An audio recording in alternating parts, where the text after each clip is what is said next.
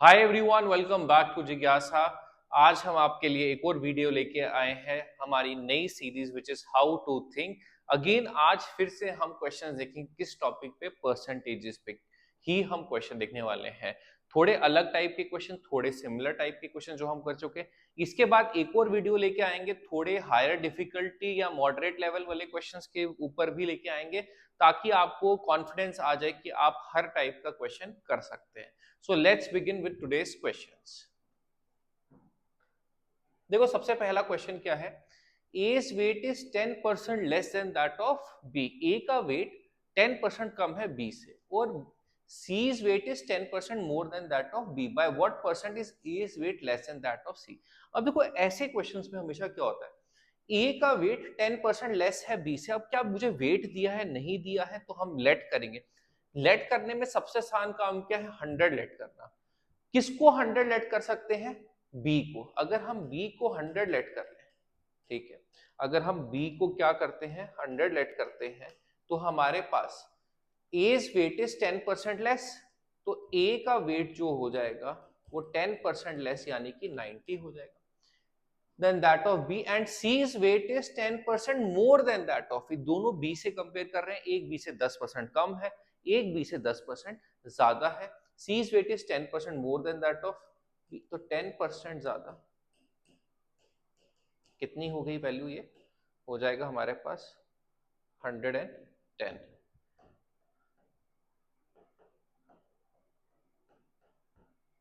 So value will become कितनी, 110। A's weight is कितना, 10% less than that of B, and C's weight is 10% more than that of B. By what percent is A's weight? अब देखो B के comparison में C का wait भी आ गया और A का वेट भी आ गया। अब क्वेश्चन में क्या पूछ रहा है, A का वेट कितना कम है C से, तो A का वेट कितना कम है C से, कंपैरिजन किसके साथ है, C के साथ। जिसके साथ भी कंपैरिजन हो वो आता है हमेशा डिनोमिनेटर में। और ए कितना लेस है सी से, 20 लेस है, ठीक है। तो कितना लेस है, 20 लेस है, 20। 2/11, देखो 1/11 होता है 9.09, 2/11 होता है 18.18, बट इसने मिक्स फ्रैक्शन में दिया तो इंटू 100 कर दो। वैसे भी एक ही ऑप्शन दिख रहा है 18.18 के लिए, 18 2/11, तो ये बनेगा 200/11। दिस बिकम्स 11, 18 जा 198 और ये +2, ठीक है। तो 18 2/11% इज द आंसर। तो ऐसे क्वेश्चंस में 100 लेट करके, जिसके साथ भी कंपैरिजन है उसको 100 लेट कर लो और वैल्यूज आप निकाल सकते हो। नेक्स्ट देखते हैं। The strength of St. Paul's Model High School increased by 10% this year. By what percent was the strength less last year when compared to this year? अब देखो क्या कह रहा है, strength of Saint Paul's model high school increase by 10% this year. तो अगर last year strength क्या थी 100, तो इंक्रीज बाय 10% दिस ईयर, तो 10% बढ़ गई इस साल। दिस ईयर कितनी हो गई, 110, ठीक है। By what percent was the strength less last year, पिछले साल स्ट्रेंथ कितनी कम थी, 10 कम थी, ठीक है।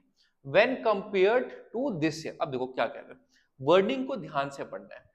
क्या कह रहा है, strength of Saint Paul's model high school increase by 10% this year, तो लास्ट ईयर मान लेते 100 थी, तो दिस ईयर कितनी होगी 110। अब क्या कह रहा है, by what percent was the strength less last year strength कितनी कम थी when compare to this year. Comparison किसके साथ है, दिस ईयर के साथ। दिस ईयर की वैल्यू कितनी है 110, कितना कम था 10 था। 1/11 इज 9.09, तो यही ऑप्शन होना चाहिए 9 1/11। इसने इसको मिक्स फ्रैक्शन में दिया है, दैट इज 100/11, तो 11 9 जा 99 plus 1, so that is 9 1/11%, that is option D will be the answer. तो I hope that this part is also clear, ठीक है। इजी क्वेश्चंस है अगर आपको बेसिक आता हो, ठीक है। नेक्स्ट देखते हैं। Two numbers are respectively 25% and 60% more than a third number. तो दो नंबर है वो 25% और 60% more than a third number. First number, second number, third number. Two numbers are respectively 25% and 60% more than the third number. 60% more than the third number.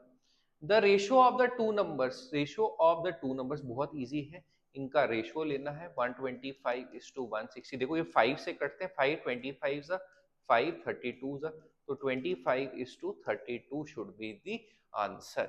बहुत ही आसान question, बिल्कुल basic. Again कहाँ पे 100 लेट करके third number से comparison है, तो ऐसे क्वेश्चन में जिसके साथ कंपैरिजन है उसको 100 लेट कर लेते हैं। आगे चल के हम ऐसे भी क्वेश्चन देखेंगे जहां पे सबका एक के साथ कंपैरिजन नहीं है, अलग अलग चीजों के साथ है, तो वहां पे भी कैसे करना है वो भी देखेंगे नेक्स्ट एक। अच्छा ठीक है, Q P is 20% more than Q and Q is 30% less than R। ठीक है, अब देखो यहां पे हम दो तरीकों से चल सकते हैं, दोनों तरीके डिस्कस करेंगे। अब क्या दिया, P is 20% more than Q and Q is 30% less than R। P की वैल्यू कितनी दी है 420, ठीक है, और P is 20% more than Q, ठीक है, Q की जो भी वैल्यू होगी P उससे कितना ज्यादा है 20%। तो देखो एक कॉन्सेप्ट क्या कहता है कि Q से ज्यादा है P कितना 20%। Q अगर अपने आप में 100% है तो P 20% ज्यादा है उससे, तो 120% होना चाहिए।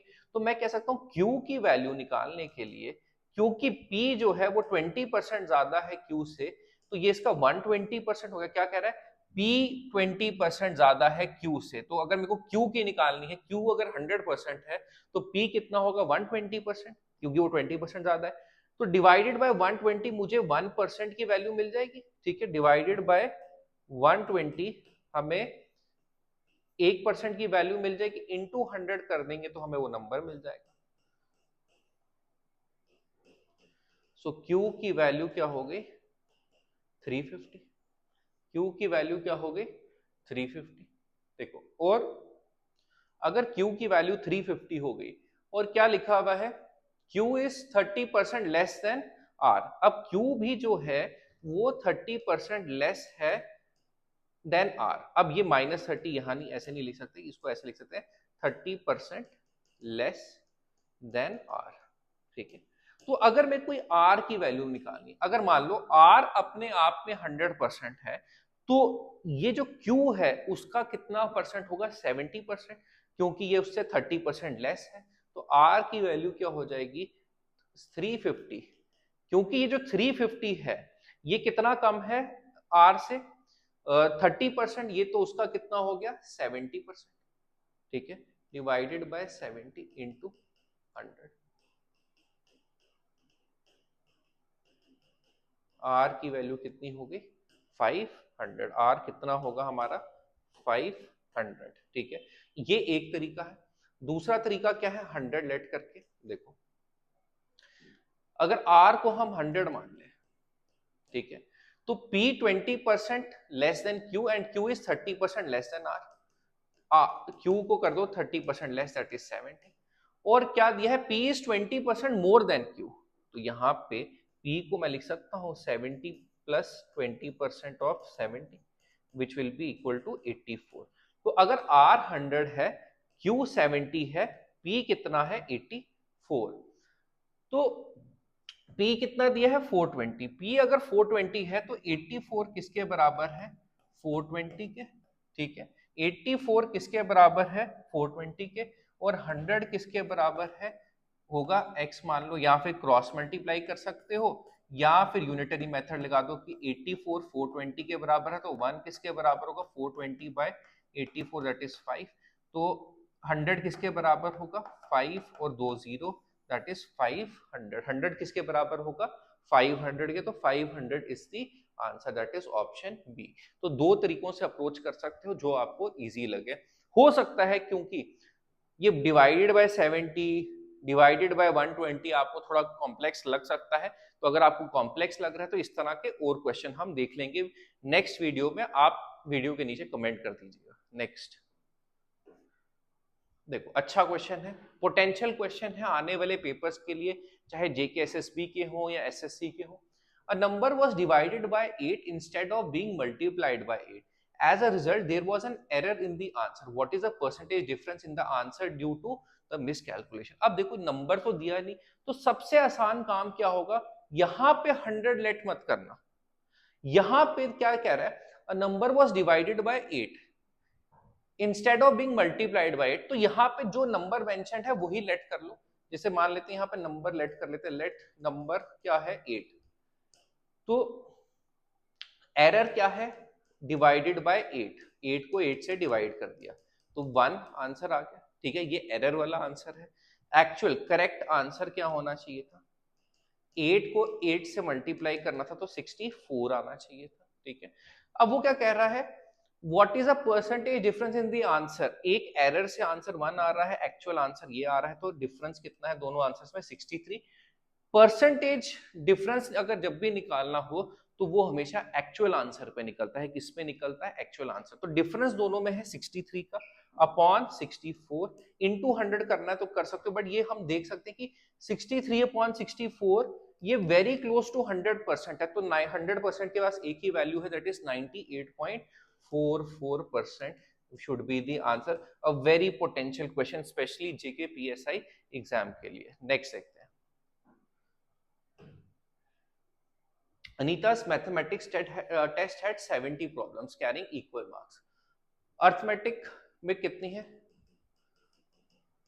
10 क्वेश्चंस थे, और अलजेब्रा में थे 30 क्वेश्चंस, ज्योमेट्री में भी थे 30 क्वेश्चंस।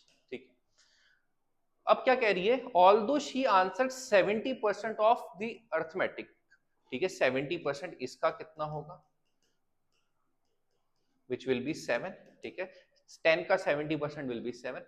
40% ऑफ अलजेब्रा, 40% इसका कितना होगा, देखो 10% 3, 40% 3 into 4 that is 12। ठीक है, एंड 60% ऑफ ज्योमेट्री, तो ये कितना होगा, 60% इसका 18। ठीक है, correctly, and she did not pass the test because she got less than 60% marks। तो the number of more questions she would have to answer correctly to earn 60% passing। तो पहले देखते हैं 60% पासिंग के लिए क्वेश्चंस कितने करने हैं, 70 में से 60% कितना हो जाएगा, 42। अभी वो क्वेश्चंस कितने सही कर रही है, ठीक है, 18 प्लस 12 प्लस 7 दैट इज 37। पास 60% लेने के लिए चाहिए 42 क्वेश्चंस, अभी वो करेक्ट कर रही है 37, और कितने आंसर करेक्टली करने चाहिए उसको, 42 माइनस 37 दैट इज 5। 5 क्वेश्चन उसको और करेक्ट करने चाहिए, तब जाके वो जो है 60% सिक्योर कर सकती है इस टेस्ट में। तो आई होप ये क्लियर है, इजी क्वेश्चन था। अर्थमेटिक के क्वेश्चंस, अलजेब्रा के क्वेश्चंस, और जो तीसरी कैटेगरी थी ज्योमेट्री के क्वेश्चंस दिए हुए थे, उनके कितना करेक्ट हुआ है वो भी दिया था। टोटल चाहिए था 60%, उस हिसाब से 42 क्वेश्चन होने चाहिए थे, सही 37 हो गए हैं, तो कितने रह गए, 5 will be the answer. Next देखते हैं, अच्छा देखो, a person spends 25% of his annual income on house rent, 15% on traveling, 45% on miscellaneous। If he saves 13,500 annually, then the personal spending on miscellaneous things is। अब देखो ऐसे questions में income को मान के चलो, देखो खर्चा किस में से होगा, हमेशा इनकम में से ही होगा, तो इनकम को अपने आप में 100% मान के चलो। इनकम अगर क्या है 100%, ठीक है, उसमें से हाउस रेंट में कितना चला जाता है, 25%। हाउस रेंट में कितना चले जाता है, 25%। 15% ऑन ट्रैवलिंग, ट्रैवलिंग पे कितना चल जाता है, 15%।